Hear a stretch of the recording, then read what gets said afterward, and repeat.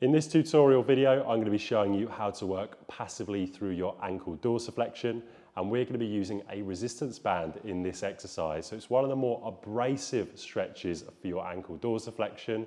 So for those looking for higher end stretches, the more difficult stretches for their ankle dorsiflexion, this is the video for you.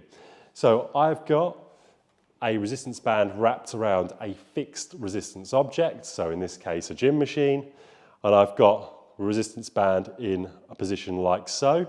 So once I've wrapped it around a machine, I'm then going to bring one side through the middle of the other to create a knot, and I'm going to bring it all the way down.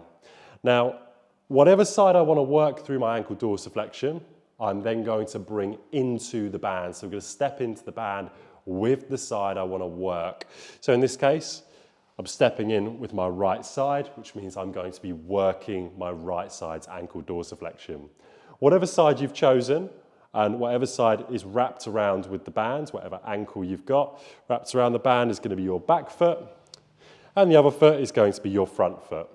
So on my front leg here, it's going to stay nice and straight. I'm locked out at the knee, so I can't be any more straight if I tried. From here, I've got to make sure now my feet are straight on both sides, and then I'm going to only bend my right leg, so my back leg, and at the same time as doing that, I'm going to bring my hips back. So left leg is going to stay straight, right leg starts to bend, I'm bringing the hips back, I'm creating ankle dorsiflexion. All of my foot on my right and left side are in contact with the floor, so I don't bring my foot or my heel or my toes off the floor. Every part of my foot's in contact when doing this, and then I'm going to do it again. So left leg completely straight, right leg's going to bend, my back leg, hips come back, I come into the maximum amount of tolerable ankle dorsiflexion. You could hold this position for as long as you want. So you could do 5 seconds, 10. If you wanted to do more repetition based, you might do 1 or 2 seconds, and then you're going to come out of the movement. If you're somebody that struggles with balance, what you might want to do is have your hand on a wall or something nearby, and you can do exactly the same stretch.